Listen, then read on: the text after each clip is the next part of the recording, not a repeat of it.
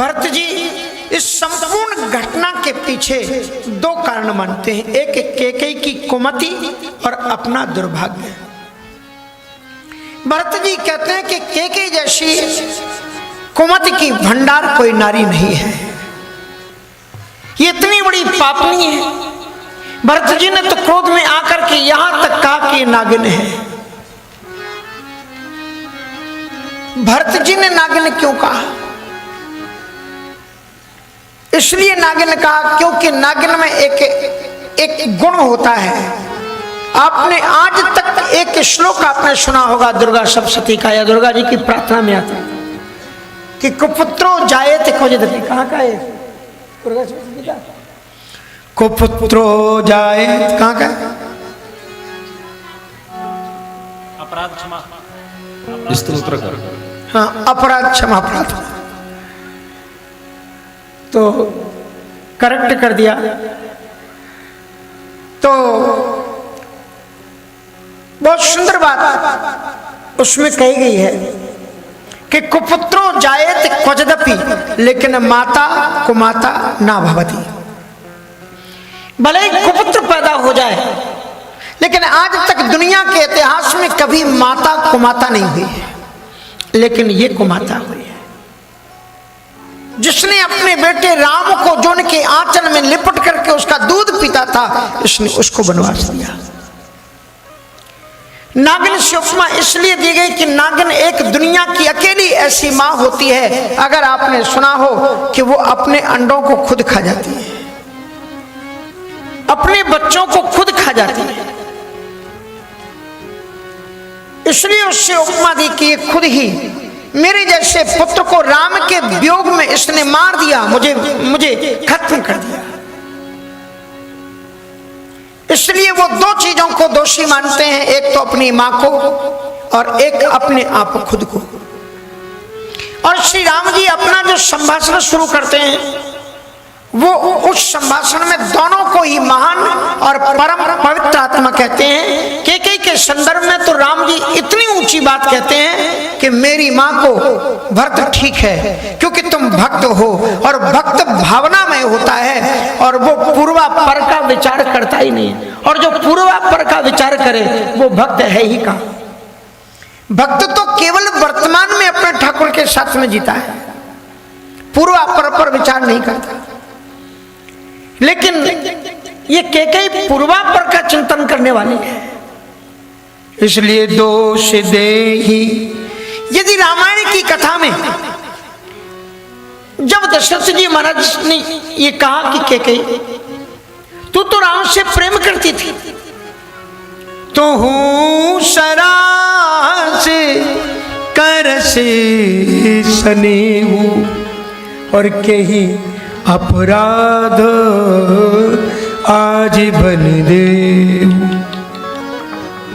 तुम जब राम की प्रशंसा करने के लिए बैठती थी, कहती थकती नहीं थी, कहती थी राम ऐसा है, राम ऐसा है, राम ऐसा है।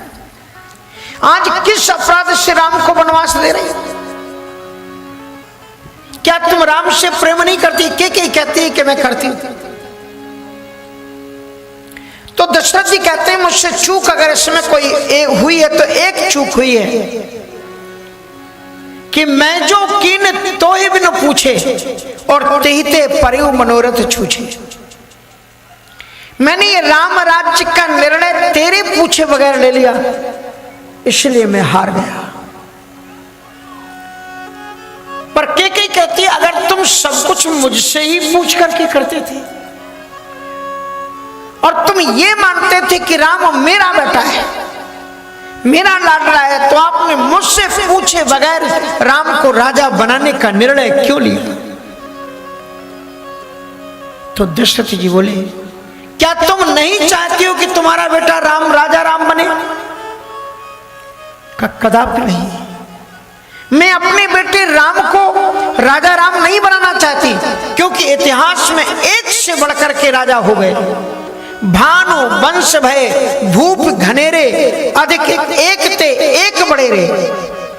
सूर्य वंश में न जाने घनेरे मानी बहुत राजा हुए, और एक लाइन परंपरा से पवित्रतम आचरणवान सत्यवादी दृढ़ निश्चयी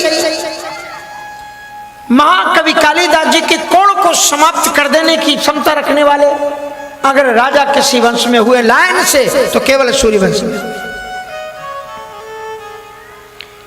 जब उन्होंने कुमार संभव में माता पार्वती जी के अंतरंग अंगों का भी प्राकृतिक किसी वस्तु से उदाहरण देते हुए उनके सौंदर्य का वर्णन करना चाहा, माता भगवती पार्वती उन पर नाराज हो गई। तुम कैसे नालायक पुत्र हो? कोई बेटा मां के अंतरंग अंगों को भी देख करके उनके सौंदर्य को उजागर करता है क्या? तुलसीदास जी महाराज इतने गहरे कवि थे, उन्होंने उनकी बात को पकड़ा, पर एक जगह नहीं, तुलसीदास जी ने कम से कम 2-3 जगह पर कालिदास जी को याद किया, नाम कहीं नहीं लिया। कहाँ याद किया? वरण मात ती उपमा देई, वरण सीय ती उपमा देई, को कवि कहाए अजस को ले। अपने माता के सौंदर्य का वर्णन करके कुकवि कहलाने का भाजन कौन बने? बड़ी सुंदर बात गोस्वामी तुलसीदास जी महाराज कहते हैं। अगर आप तुलनात्मक दृष्टि से देखो तो सच बताना कि महाकवि कालिदास जी की एक भी कविता आपको याद है क्या? किसी को भी एक भी श्लोक किसी को याद है तो हाथ उठाओ, किसी को मालूम नहीं।